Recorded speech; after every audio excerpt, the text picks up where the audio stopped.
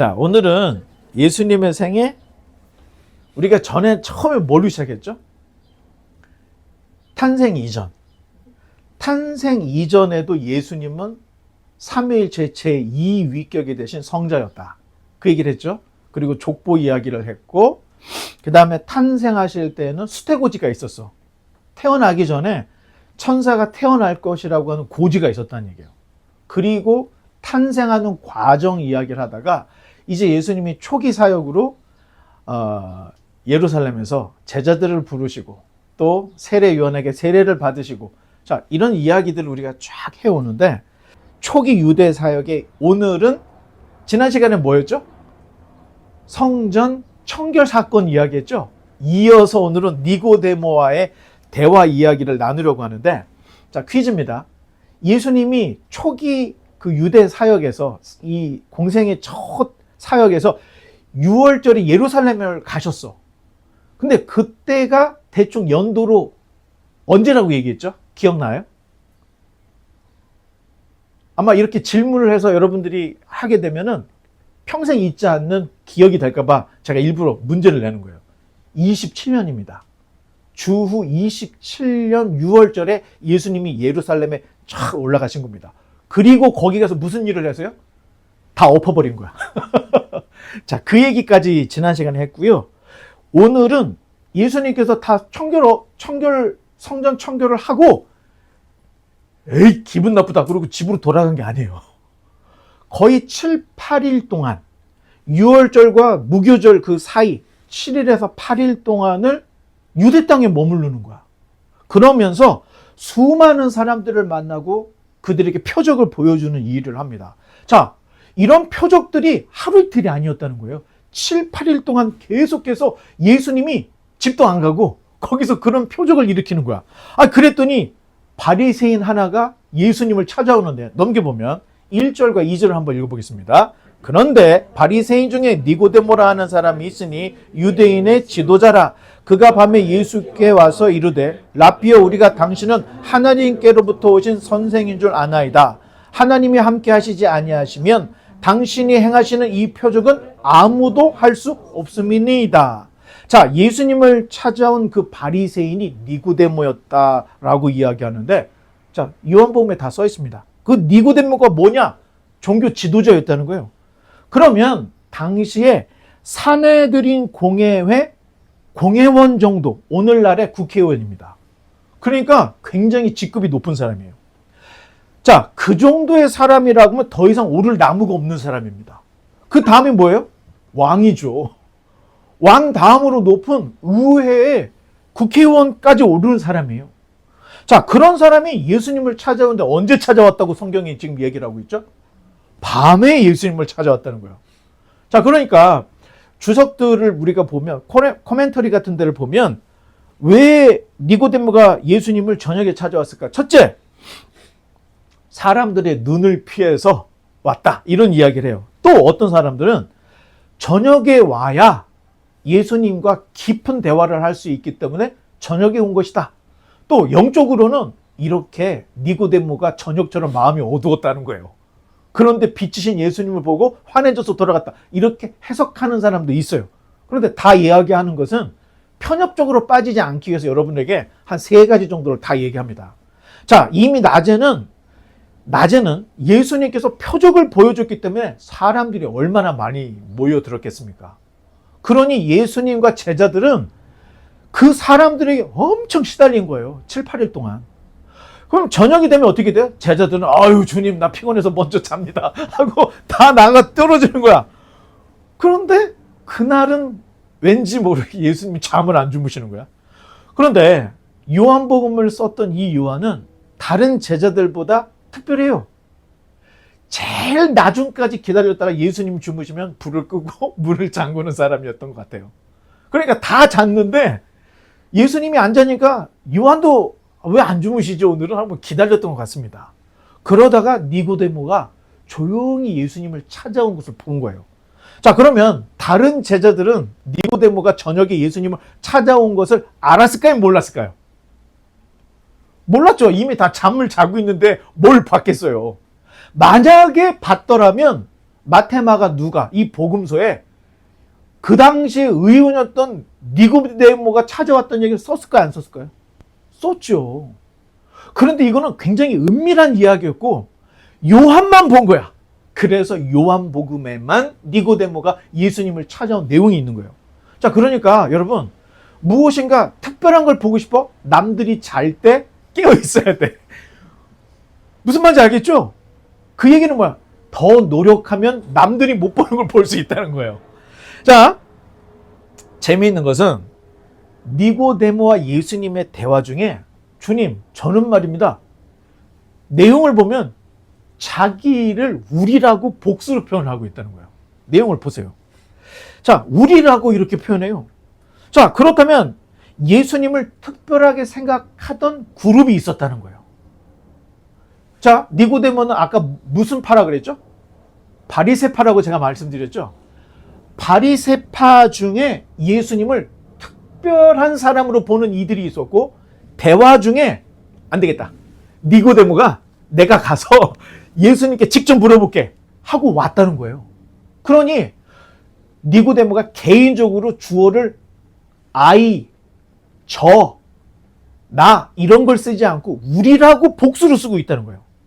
자, 사내들인 공회는 일단 대제사장을 중심으로 제사장 문중 그리고 사두개인 바리새인들이 모여서 의회를 이루고 있는 거예요.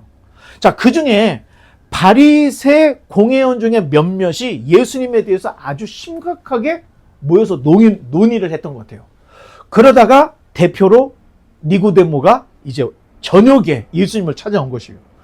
온 것으로 보는데, 자, 그도 그럴 것이 6월절에 예수님께서 성전에 가서 성전을 뒤집어 엎었다 하는 것은 보통 문제가 아닌 거예요.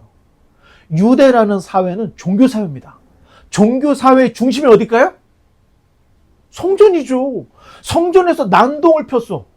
아니, 심지어는 로마 군인도 리스펙을 해주는 거예요. 성전을. 그래서 이방인의 뜰까지는 로마인들도 가. 그런데 그 이상 들어갈 때는 표지판에 딱 붙어 써 있습니다. 이방인이 여기 들어와서 죽어도 책임 안 진다. 이렇게 써 있어요.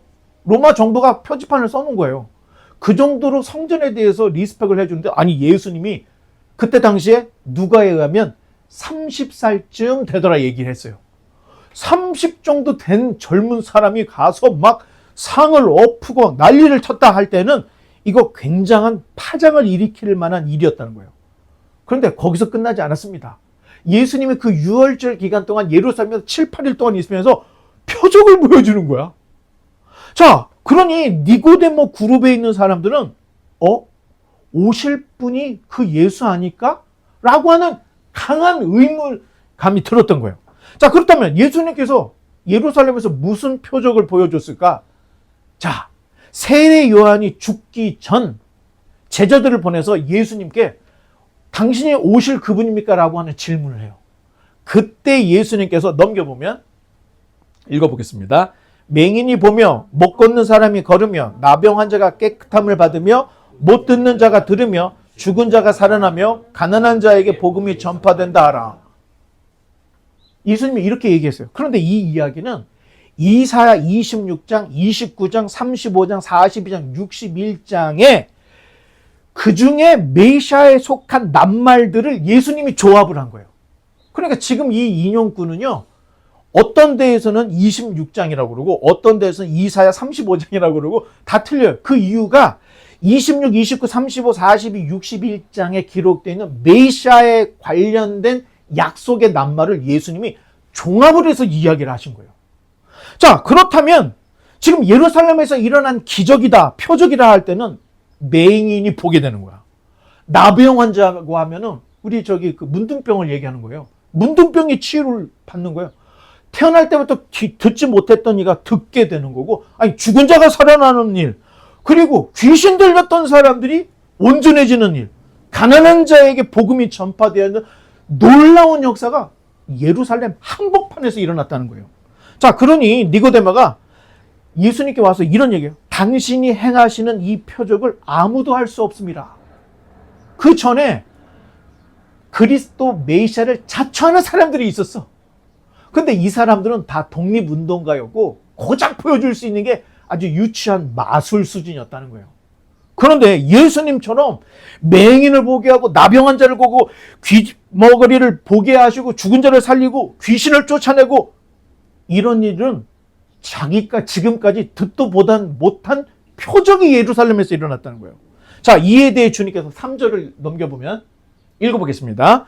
예수께서 대답하여 이르시되 진실로 진실로 내게 이르노니 사람이 거듭나지 아니하면 하나님의 나라를 볼 수 없느니라.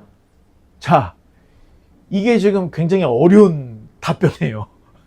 사실 예수님의 답변은 굉장히 비약적인 거예요. 그냥 건너뛰어서 유학을 해버리는 답변을 주셨는데, 자, 니고데의 질문이 뭐예요? 당신은 하늘로부터 오신 선생이 맞죠? 하고 질문을 한 거야. 그랬더니 예수님께서 대답하시기를 거듭나지 않냐면 하나님의 나라를 볼 수 없다. 좀 생뚱맞게 보일 수 있는 대답을 하셨다는 거예요. 자, 주님의 말씀은 니고데모가 왜 왔는지를 이미 알고 계셨어. 그러니까 구차하게 뭐 이거저것 이야기를 하지 않고 네가 지금 듣고 싶은 그 얘기를 내가 해주는 거야. 그러니까 굉장히 비약적으로 답변하셨는데, 자, 유대 최고의 지도부였던 이 사내들인 공회원으로서 니고데모는 같은 뜻을 품고 있는 여러 지식인들과 유대 나라가 당면한 정치, 경제, 사회의 고통에 대해 늘 고민을 하고 있었던 거예요. 그런데 6월절에서 본 갈릴리 나사렛 예수라고 하는 그 인물은 지금까지 자기들이 보지 못했던 아주 독특한 메시아 같은 분이었던 거야. 자, 그래서 니고데모가 대표로 저녁에 예수님께 찾아와서 당신은 하늘로서 오신 선생님이죠? 라고 물어봤는데 예수님은 이미 니고데모가 가지고 있는 생각을 간파하시고 거듭나지 아니하면 하나님 나라를 볼 수 없다. 하나님 나라에 들어갈 수 없다가 아니고 볼 수 없다고 얘기한 거예요. 왜냐?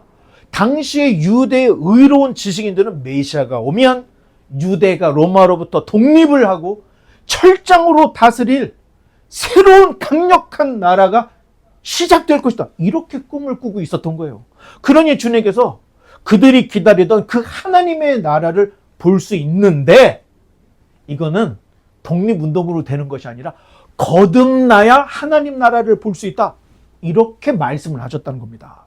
그런데 주님께서는 이제 니고데모가 가지고 있었던 그 새로운 세상에 대한 관점의 방향을 바꿔주는데 뭘로?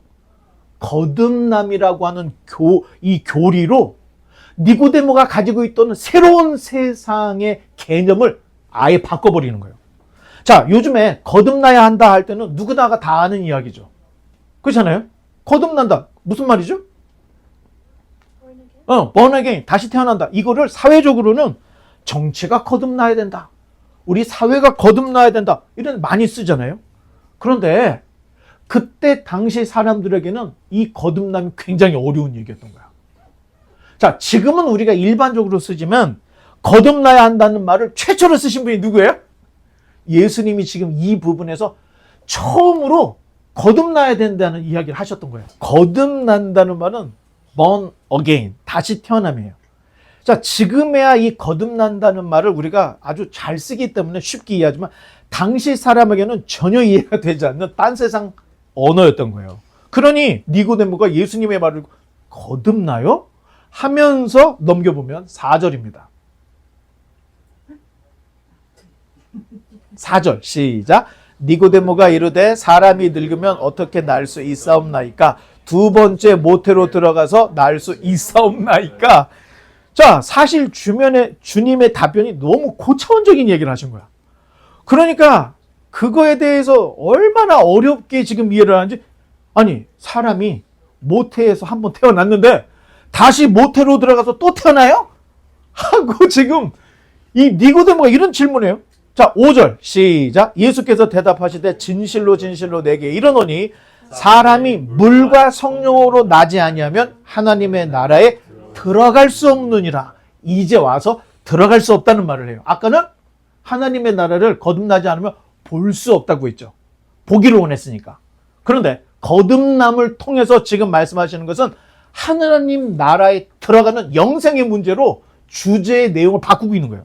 자, 주님께서 이제 본론적으로 물과 성령으로 거듭나야 돼. 이런 이야기를 하고 계시는데 하나님 나라에 들어가기 위해서는 물과 성령으로 거듭나야 한다는 것을 이야기를 하고 계시는 거예요. 자, 주님께서 말씀하신 거듭남은 물리적으로 생물학적으로 다시 태어나는 것이 아니라 물과 성령으로 다시 태어나는 중생, 리제너레이션을 말씀하신 세례를 두고 하신 말씀이라는 겁니다. 사실 세례라는 것은 자, 물에 들어가 씻어냄을 뜻하는 거죠. 자, 이미 율법에서도 부정한 자가 깨끗하게 될 때는 물에 가서 씻게 되어 있습니다. 그런데 세례 요한의 세례가 독특했던 것은 집례자가 사람을 물에 빠뜨려. 독특해요. 그 전까지는 알아서 자기가 씻고 오는 거였는데, 자, 이게 어디 제도였냐? 에세네파 사람들이 입교를 할 때 이런 일을 썼다는 거예요. 자, 입교를 한다는 건 뭐냐면은 당시에 에세네파는 종교적으로 굉장히 열심히 있는 사람들이 있어요. 그런데 지금 이 나라가 종교를 통해서 종교 장사를 하는 것에 학을 떼버렸어. 그래서 그냥 운둔을 하려고 쿰란이라고 하는 사회에 이런 동굴로 그냥 숨어 들어와 버린 거예요. 그런데 이 사람들이 자기네들끼리 모여 살면서 이제 사람들이 늘어나는 거예요. 왜? 세상의 환멸을 느끼는 사람이 에세네파에 들어와? 그러면 어느 정도의 과정을 다 거쳐야 돼요. 한 3년 정도의 수건을 해야 돼요. 수행을 해야 돼. 그리고 이 모든 것들을 한 사람이 최종적으로 에스네파에 가입을 할 때 세례를 받았는데 세례 요한이 비슷한 세례를 하고 있었던 겁니다. 그러다가 이제 예수님을 통해서 교회에서는 이제 집례자가 어떻게 해요? 사람을 잡아서 침례를 할 때 물에 집어넣었다가 꺼내줘요. 그 의미가 뭐냐? 하나님 나라에 들어가는 효과적이고 극적인 상징적 의미로 물에 들어갔다는 것은 넌 죽었다는 거예요. 그리고 다시 일어났다는 것은 예수님의 이름으로 다시 새로운 피조물이 되었다. 이런 의미로 세례는 효과적인 하나님 나라에 들어가는 효과적이고 극적인 상징의 의식으로 지금 기독교가 다 사용하고 있습니다. 이때 주님께서 거듭남이라는 주제로 육적인 생각에 사로잡혀 있던 니고데모의 신앙을 이제 영적인 개념의 신앙으로 바꿔주려고 하는 시도를 하는데 넘겨보면 6절과 7절입니다. 시작. 육으로 난 것은 육이요 영으로 난 것은 영이니 내가 네게 거듭나야 하겠다 하는 말을 놀랍게 여기지 말라. 자, 이미 주님께서도 세례를 받으셨죠. 자, 그러면 세례 요한의 세례는 무슨 세례라 그랬죠? 그러니까 물로 세례를 받는데 세례 요한의 세례의 목적이 뭐야? 죄사함. 죄사함의 세례를 세례 요한이 베풀었는데, 자, 그 세례를 예수님이 받았어요, 안 받았어요? 받았죠. 그러면 예수님도 죄가 있어서 회개의 세례를 받았습니까? 그건 아니죠. 우리들 입장에서는, 유대인들 입장에서는 죄를 회개하는 세례를 요한에게 받았지만 예수님이 요한에게 받은 세례는 하나님의 의, 하나님의 뜻을 이루고자 하는 순종의 세례였다는 것을 우리가 예수님의 세례에 대해서 이미 다 이야기를 나눴죠. 자, 그러면 주님께서 니고데모에게 말씀하신 물과 성령으로 거듭남은 이제 육에서 영으로 거듭나야 한다는 것을 강조하는 말이라는 거예요. 육으로 난 것은 육일 수밖에 없기 때문에 결국은 어떻게 돼요? 육은 썩어져. 그런데 영은 어떻게 돼요? 영원히 썩지 않기 때문에 썩어질 육이 영이 되기 위해서는 반드시 물과 성령으로 거듭나야 한다는 것을 니고데모도 알고 있었던, 망각하고 있었던 이야기를 예수님이 딱 깨우쳐 주는 거예요. 아마 이때 지금 니고데모가 세례 요한의 세례가 번쩍 떠오르지 않았을까? 저는 이렇게 생각합니다. 자, 우리는 세례를 너무 가볍게 여기는 경향이 있습니다. 하지만 세례를 통해 물로써 씻듯이 죄를 회개하는 것, 이건 굉장히 중요한 의식이라는 거예요. 이 회개가 내가 회개한다고 할 때, 여러분, 회개는 개인적으로 합니까? 아니면 전체적으로 합니까? 개인적으로 하나님께 회개를 하는 거예요. 그런데 이 세례라는 것은 공식화하는 거예요. 모든 사람들 앞에서 내가 하나님께 내 죄를 회개합니다 라고 선포하는 게 세례 의식이라는 거예요. 자, 그런 면에서 따지면 의식은 중요한 건데 성찬식도 마찬가지라는 거예요. 우리가 한 달에 한 번씩 성찬식을 하는데 이거 또 하네. 이런 의미가 아니에요. 세례를 통해서 주님의 죽으심과 부활하심과 다시 오심을 공동체가 고백하는 거예요. 그래서 교회에서 하는 이 두 가지 의식, 세례를 주고 성찬을 하는 것은 교회에서 행하는 가장 중요한 의례 중에 하나입니다. 그러면 6개월에 한 번, 1년에 한 번, 이거 너무 부족한 거예요. 교육적인 차원이라면 적어도 한 달에 한 번 해야 됩니다. 자, 그렇다면 물 세례를 통해 죄를 회개하는 것은 우리에게는 그렇게 어려운 개념은 아니에요. 그렇죠? 물로써 씻는다. 우리가 조금만 교회 생활을 해보면 물로 세례받는 건 다 이해할 수 있어요. 그런데 진짜 어려운 게 성령으로 세례받는 겁니다. 자, 물 세례는 의식을 하기 때문에 누구나 볼 수 있어요. 그런데 성령 세례는 어떤 면에서 대단히 주관적인 거예요. 주관적이라 할 때는 다 똑같은 규칙이 적용되지 않는다는 거예요. 시기도 틀리고요. 방법도 틀리고요. 정도도 틀려. 성령 세례를 받았는지 안 받았는지, 이거는 때로는 자기도 모를 때가 있다는 겁니다. 옆에서 목사가 보니까 저 사람은 성령 세례 받은 거야. 그런데 자기는 아직도 성령 세례를 못 받았다고 하는 사람이 종종 있어요. 왜? 교육의 부재입니다. 성령 세례 받으면 어떻게 된다는 걸 모르니까 이 내적인 의례를 자기도 몰라. 자, 그러다 보니 여러분, 교리 공부해야 되겠습니까? 하지 말아야 되겠습니까? 교리 공부를 하면 내가 성령 세례를 받았는지 안 받았는지 자기가 딱 알아요. 그런데 매일 감성적이고 의지적인 설교만 들으게 되면은 몰라요. 그러니까 목사는 저 사람이 성령 세례 받은 걸 알고 있는데 자기는 아직도 성령 세례를 못 받았다고 하는 오해들이 있다는 거예요. 자, 그러다 보니 제일 쉬운 게 뭐예요? 제일 쉬운 게 방언을 받으면 내가 성령 세례를 받았다고 생각하는 사람이 있다는 거예요. 또 한 가지. 남들이 보지 못하는 꿈이나 환상을 봐. 그렇게 해야 내가 내적으로 성령 세례를 받았다고 생각하는 사람이 있다는 거예요. 순복음교회는요, 방언 받고 어떤 꿈이나 환상이나 성령 체험, 신비 체험을 이곳으로 본다는 거예요.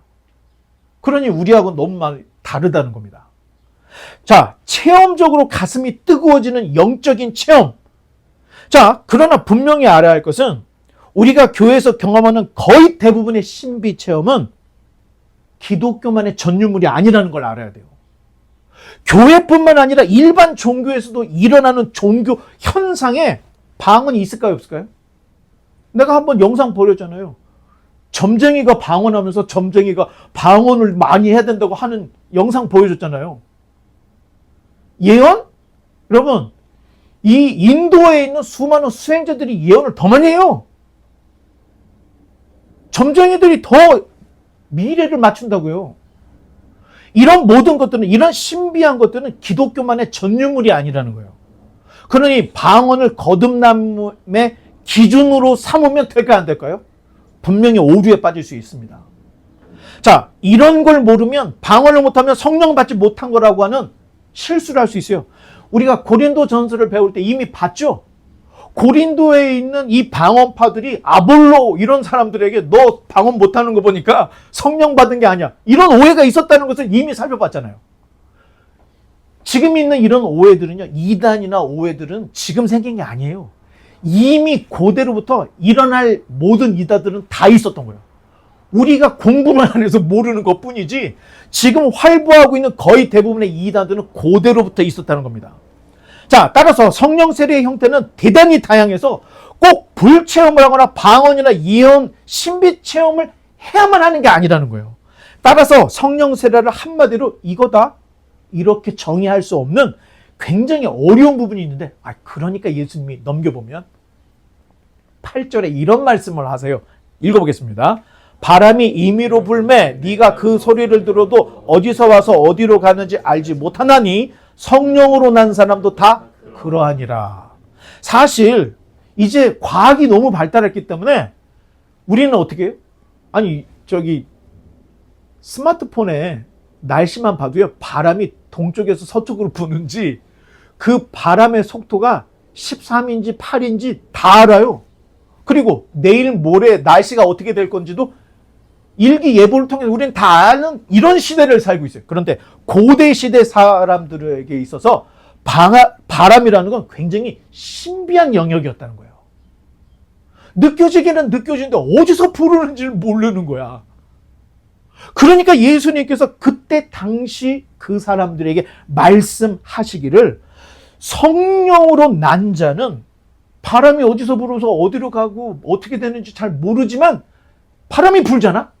이런 것처럼 성령의 세례라는 것은 이렇게 신비한 사역이라는 것을 바람의 예를 통해서 니고데모에게 얘기를 해주는 겁니다.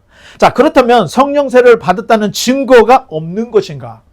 자, 일단 성령 세례를 받으면 어떤 객관적인 변화가 일어나죠? 아니, 교회 안 나오던 자가 교회를 나오게 됩니다. 성경 안 읽던 자가 성경 읽게 돼요.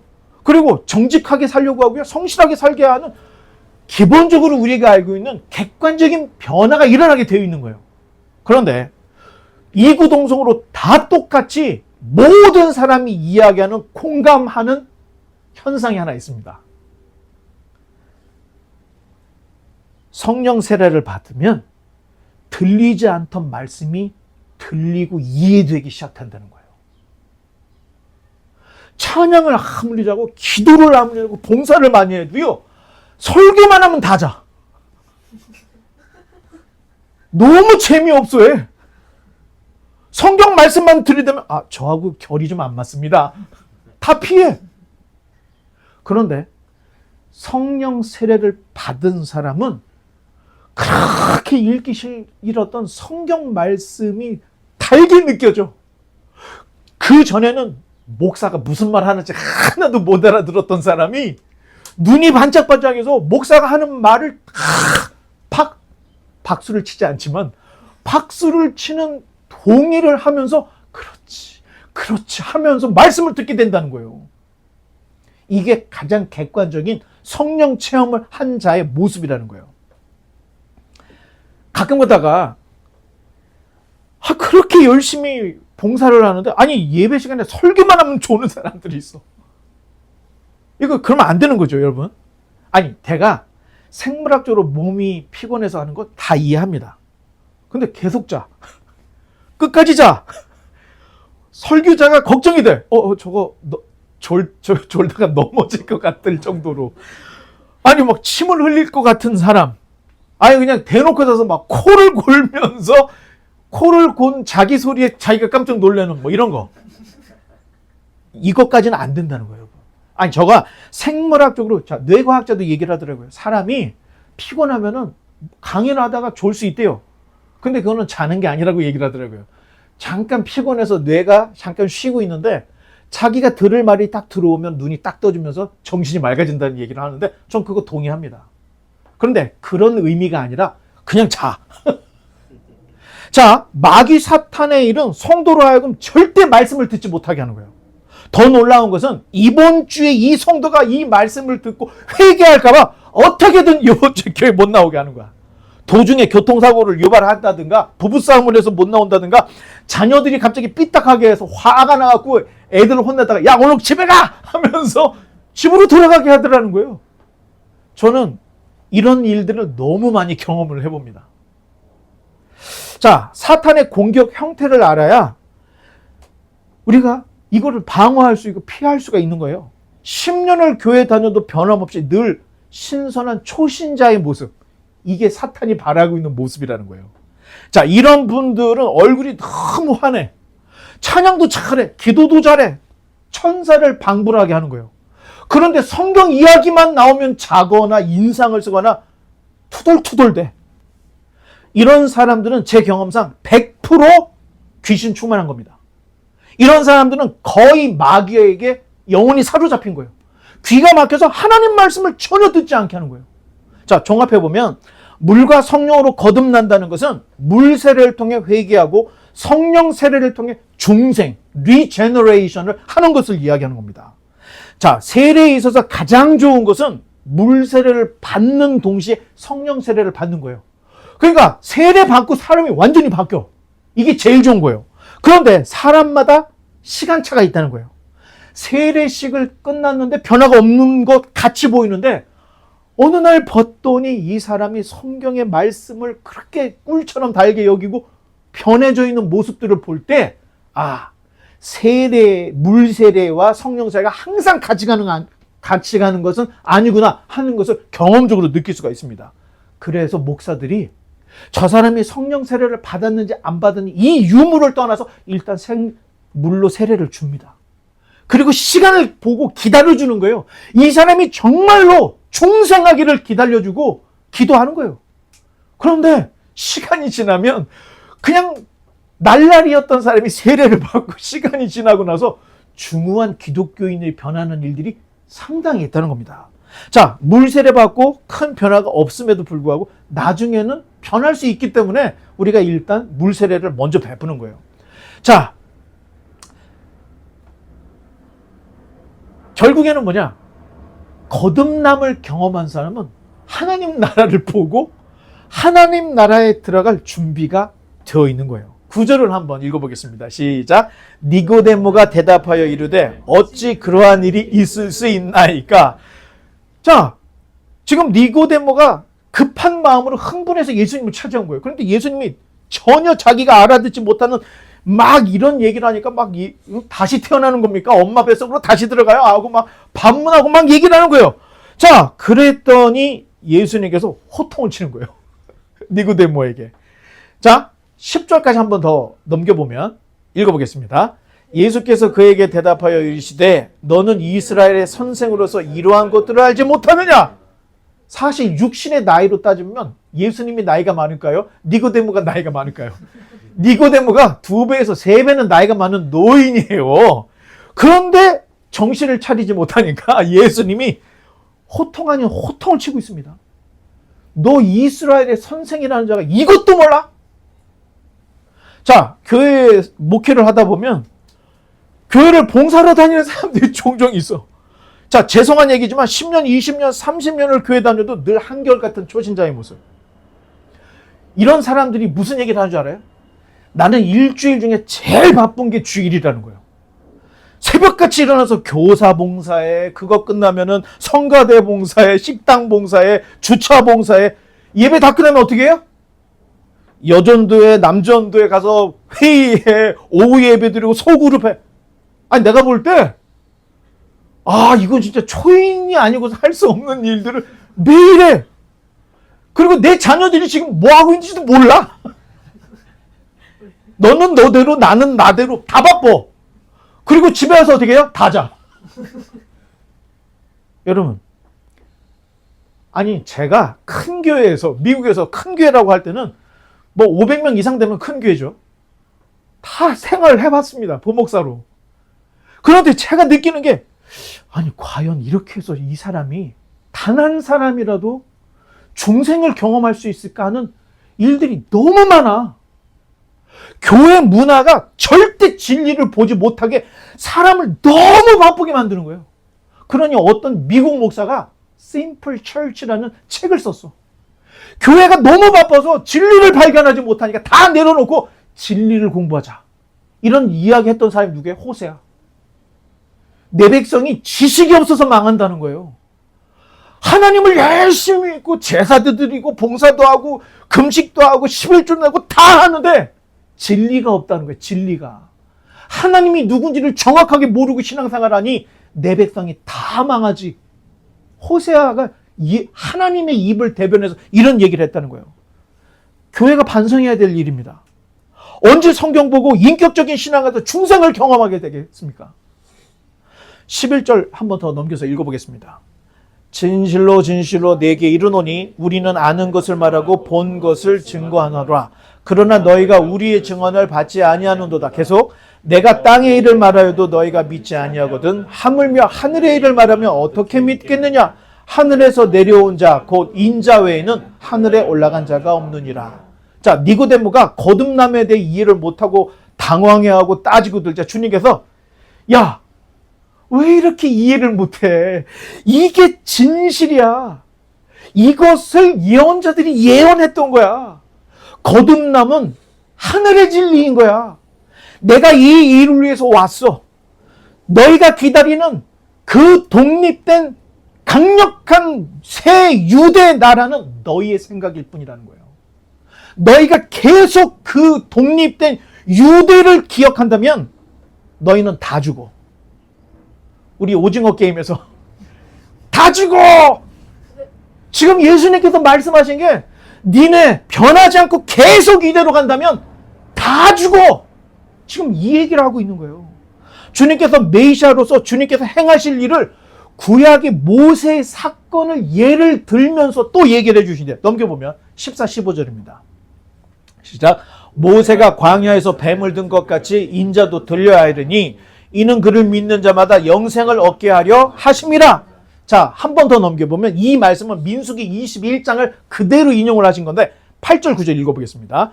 여호와께서 모세에게 이르시되 불뱀을 만들어 장대 위에 매달아라. 물린 자마다 그것을 보면 살리라. 모세가 노뱀을 만들어 장대 위에 다니 뱀에게 물린 자가 노뱀을 쳐다본 즉 다 살더라. 자, 뭔가 오태가 하나 있긴 있는 것 같아. 자, 불평하던 이스라엘이 광야에서 불뱀에게 물려 다 죽게 된 거야. 그때 상황도 모세가 보니까 다 죽게 생겼어. 지금 이거 이러다 다 죽어. 모세가 그렇게 한 거예요. 그리고 하나님께 다 죽일 거예요. 그랬더니 하나님이 야, 놋으로 뱀 만들어서 높이 장대에 달아. 놀라운 것은 이 놋뱀을 본 자는 그 불뱀의 독이 해독이 돼서 살아난 거야. 그런데 못 본 자, 안 본 자는 다 죽었다는 거예요. 자, 모세가 놋뱀을 만든 것처럼 예수님이 십자가에 달릴 것인데 이거를 믿어야 영생의 길이 열린다는 것을 지금 니고데모에게 얘기해 주는 거예요. 나중에 니고데모가 깨닫죠. 예수님이 십자가에 달려 죽으시고 난 후에 니고데모, 아리마대 사람, 이 사람들이 예수님의 시신을 묻어두죠. 니고데모가 끝까지 십자가까지 가서도 예수님의 결말을 다 본 거예요. 진리가 무엇일까? 진리가 무엇일까 하다가 그때야 비로소 예수님이 자기에게 한 이야기가 다 기억이 났던 거예요. 자, 예수님께서 말씀하신 영생은 하나님 나라에 들어가는 것을 말하는 것인데 하나님 나라는 반드시 물과 성령으로 거듭나야 한다는 거예요. 이 거듭남은 나무에 달리신 예수 그리스도를 믿고 세례를 받는 자들이 들어간다는 겁니다. 물론 의식적인 세례 받았다고 해서 다 구원받았냐? 이거는 우리가 판단할 수가 없어. 왜? 아까 얘기했죠. 주관적이기 때문에. 단 이 주관적인 걸 판단하시는 분이 계신데 그게 누구예요? 심판자 되시는 예수님 하나님이 우리에게는 주관적인 경험이고 체험일 것 같지만 하나님이 보는 기준이 있다는 거예요. 그 기준에 의해서 회개와 중생을 한 자인지 아닌지를 하나님이 판단하신다는 겁니다. 그런데 보지도 않아, 믿지도 않아, 이런 사람은 볼 것도 없는 거죠. 사실 그 밤에 있었던 이 니고데모와 예수님과의 대화 속에 전 인류가 들어야 될 하나님의 진리의 말씀이 선포되어지는데 넘겨보면 16절로 19절입니다. 시작. 하나님이 세상을 이처럼 사랑하사 이는 그를 믿는 자마다 멸망하지 않고 영생을 얻게 하려 하심이라. 하나님이 그 아들을 세상에 보내신 것은 세상을 심판하려 하심이 아니요 그로 말미암아 세상이 구원을 받게 하려 하심이라. 그를 믿는 자는 심판을 받지 아니하는 것이요 믿지 아니하는 자는 하나님의 독생자의 이름을 믿지 아니하므로 벌써 심판을 받은 것이니라.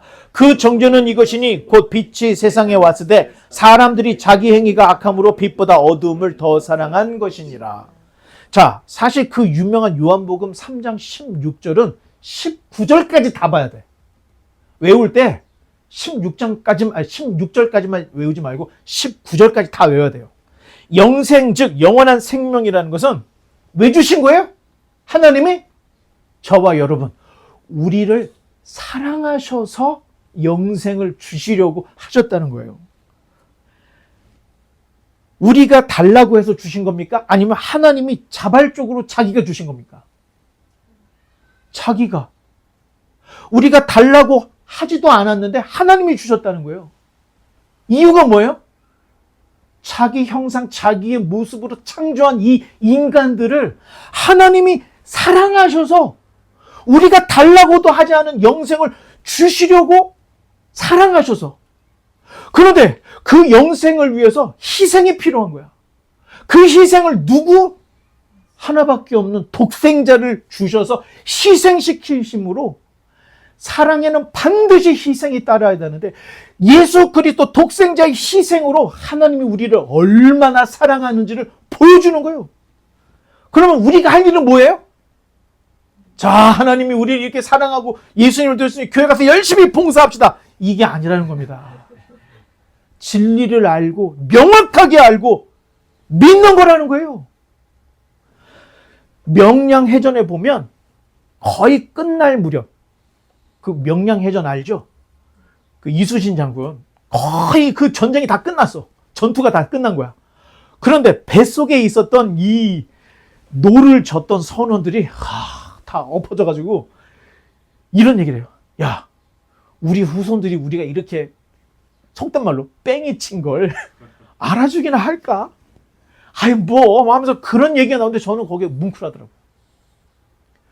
사실 지금 대한민국이 이렇게 독립국가가 되어서 세계 10위권 안에 들을 정도의 이 나라는요, 나라를 위해서 목숨을 바쳤던 이들이 있었기 때문에 여기까지 온 거예요. 그런데 그 사람들이 과거에 우리 후손들이 우리가 이렇게 힘들었던 거 알까? 저는 거기서 야, 저 사람들이 자기 인생, 자기 삶을 걸면서 알아줄까 하는 그 마음을 굉장히 섭섭해하는 마음을 가지고 있었던 이게 제 마음을 팡 쳤는데 그때 느껴졌던 게 하나님이 우리를 사랑하셔서 달라고도 하지 않았던 영생을 주기 위해서 독생자를 우리에게 주신 거야. 그런데 이 독생자를 알려고도 하지 않아. 믿으려고도 안 해. 보지도 않으려고 해. 알려고도 안 해. 그러니 오늘 본문 말씀이 뭐라고 해 지금? 믿지 않은 것 자체가 정죄라는 거예요. 믿지 않은 거 알려고도 하지 않았던 게 죄다. 성경이 지금 이렇게 얘기를 하고 있다는 거예요. 생사가 믿음으로 판가름이 되는 건데 마치 광야에서 뱀에게 물려서 다 죽어. 그때 노뱀을 봐서 살든가 안 보고 죽든가 생사의 갈림이 여기 있는데 지금 니고데모가 하신 게 죽고 사는 문제의 생사가 믿고 안 믿고의 문제야. 이스라엘의 독립이 문제가 아니고 네가 영생을 받느냐 받지 못하느냐는 믿느냐 믿지 않느냐 여기에 있는 거야. 아, 예수님이 아주 그냥 전곡을 찔러서 당시에 유대의 장로였고 사내들인 공의 의원이었고 랍비였던 바리새인 니고데모에게 정수를 찍어서 그 마음을 그냥 아작을 내고 놓고 있는 겁니다. 그러니 주님께서 니고데모에게 야, 되지도 않는 독립한답시고 인생 끝장내지 말고 앞으로 주님께서 하실 일을 보고 믿으라. 이런 얘기를 하고 있는 겁니다. 되도 않는 나만의 성 같은 교회를 만들려고 시간과 인생을 허비하지 말라는 얘기예요. 하나님의 말씀을 듣고 여러분, 제가 전에도 한번 얘기했다시피 그렇게 열심히 기도하고 해도 뭔가를 몰라. 이걸 알고 싶어. 그래서 미친 듯이 지금은 제 나이에 2배 정도 성경 읽은 것 같은데 여러분 그렇게 2배 정도 읽었을 때 성경을 알았다고 했어요? 몰랐다고 했어요? 몰랐다고 했죠? 성경을 제가 어느 정도 성경 강조하는 데까지 3년이 걸리더라고요. 밤낮 성경에 미쳐가지고 성경을 알려고 그렇게 정리하고 종합하고 할 때 3년이 걸리더라고요. 그냥 알아지는 게 아니라는 겁니다. 교회가 허튼 짓 하지 말고 성경 봐야 됩니다. 그래서 제가 하는 얘기가 성경을 어느 정도 읽어야 되냐, 어떻게 읽어야 되냐, 창세기부터 요한계시록까지 읽되 자기 나이만큼은 읽어야 그 다음부터 이해가 돼요. 그래서 제가 계속해서 아니 우리 교회 이름이 심지어는 바이블 하우스야. 성경 좀 읽어보자고. 성경에 집중해보자고. 자, 늘 하는 말이 교회 나온 지 처음 된 사람이 3년 내에 성경을 독파하지 못하면 영원히 성경을 읽지 못합니다. 독파를 못해요. 제 경험으로. 3년 지나면 바빠져. 너무 바빠서 성가대 불려가고 어디 불려가고 하느라고 성경 읽을 시간이 없어요. 그러니 오자마자 3년 내에 성경을 독파하지 않으면 못 읽는 거예요. 이해를 못하게 되는 거예요. 그래서 그것을 계속 강조하는 건데 제가 또 이렇게 강조하는 이유가 있습니다. 넘겨보면 읽어보겠습니다. 그러므로 믿음은 들음에서 나며 들음은 그리스도의 말씀으로 말미암느니라. 아까 먼저 하려고 했던 얘기가 이 이야기였는데, 여러분, 믿음이라는 것은 다른 걸로 안 된다니까요. 믿음은 들으면 하고, 그 들음은 그리스도의 말씀으로 말미암는다는 거예요. 성경을 떠나서는 신앙은 자라나지 않아. 믿음은 자라나지 않는다는 거예요. 이걸 누가 얘기하고 있는 거예요, 지금? 교회를 박해하던 사도 바울이 깨닫고 로마서에서 지금 이야기를 하고 있는 거예요. 신앙의 정도는요, 하나님의 말씀으로 들어가지 않는 이상 길이 없다는 겁니다. 만약 하나님의 말씀에 집중하지 않고 스킬만 들었어, 하나님의 말씀에 집중되지 않고 아주 그냥 무엇인가를 막 프로필만 잔뜩 붙었어. 예수님께서 뭐라고 하신 줄 아십니까? 예수님께서 가라지와 쭉정이로 얘기해요. 한 교회라고 하는 밭 안에 알곡만 있는 게 아니에요. 가라지가 있고 쭉정이가 있다는 거예요. 결국 가라지와 쭉정은 불에 태워진다는 겁니다. 하나님 앞에서 우리가 정말로 심각하게 우리 교회가 어디로 나가야 될지, 내 신앙이 어디에 집중해야 할지 정확하게 알아야 되는데, 이거에 대한 고민 없으면 거의 신앙이 지금 말씀드렸던 가라지와 쭉정이가 될 수밖에 없다는 겁니다. 20절과 21절, 이게 이제 마지막 절입니다. 시작. 악을 행하는 자마다 빛을 미워하여 빛으로 오지 아니하나니 이는 그 행위가 드러날까 하며, 진리를 따르는 자는 빛으로 오나니 이는 그 행위가 하나님 안에서 행한 것임을 나타내려 함이라 하시니라. 자, 하나님의 백성은 어디로 가게 된대요? 빛으로 가게 된다. 왜냐하면 진리를 따르는 자는 빛으로 오기 때문에. 한 번 더 넘겨볼까요? 이 얘기는 언제 했던 거예요? 요한복음 1장에서 했던 겁니다. 한번 읽어보겠습니다. 태초에 말씀에 계시나 이 말씀이 하나님과 함께 계셨으니 이 말씀은 곧 하나님이시니라. 그가 태초에 하나님과 함께 계셨고 만물이 그로 말미암아 지은 바 되었으니 지은 것이 하나도 그가 없이는 된 것이 없느니라. 그 안에 생명이 있었으니 이 생명은 사람들의 빛이라. 빛이 어둠에 빛이 돼 어둠이 깨닫지 못하더라. 태초에 말씀, 로고스가 있었는데 그 로고스 말씀이 육신이 되어 오신 분이 그리스도라는 거예요. 그분은 세상을 밝힐 참 빛이시다. 그런데 참 빛이신 그분이 오셨음에도 불구하고 세상이 그를 알지 못하고 영접하지 못했다. 이게 요한복음 1장의 이야기인 거예요. 니고데모와의 대화에서 주님께서 또 마무리로 이야기를 하는 이야기가, 자, 내 백성은 빛으로 오고 진리를 따르는 자는 빛으로 오게 되어 있다. 이 얘기가 이것을 반복하고 있는 거예요. 그러면서 마지막 결론에서 딱 두 부류의 사람을 얘기합니다. 첫 번째, 악을 행하는 자. 두 번째, 진리를 따르는 자. 사람은 두 부류가 있다는 거예요. 악을 행하는 자는 빛을 미워해. 빛으로 오지도 않아. 자신을 숨겨버린다는 겁니다. 그런데 진리를 따르는 자는 빛으로 오되 자신이 하나님 안에서 행한 모든 것을 나타내려고 온다는 거예요. 자, 저와 여러분은 악을 행하는 자, 진리를 따르는 자, 이 두 캐릭터 중에 하나가 되어야 돼요. 그렇다면 여러분들은 반드시 진리를 따르는 자가 되어야 한다는 거예요. 말씀의 결론을 맺겠습니다. 성경을 보면 자기도 모르게 성경적 세계관, 역사관, 가치관이 생겨지게 되어 있습니다. 무엇인가를 가치를 생각할 때 성경적으로 생각해요. 무엇인가 역사를 볼 때 이 성경적인 역사관으로 보게 돼요.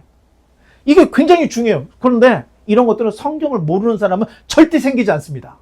그런데 왜 이게 중요하냐? 성경적 세계관, 역사관, 가치관이 없으면 자칫 잘못하면 하나님의 생각과 내 생각이 완전히 다를 수 있다는 겁니다. 그게 니고데모와 니고데모의 이 그룹에 있었던 사람들이 잘못된 하나님하고는 관계없는 자기 의에 빠져 있었던 모습들을 보여주는 거예요. 그럼 결국에는 스스로 시험에 빠지는 거예요. 자, 바라기는 우리 모두가 진리의 말씀에 사로잡히고 진리를 따르는 자가 되어서 하나님의 영광을 드러내는 저와 여러분 되시기를 주님의 이름으로 간절히 축원합니다.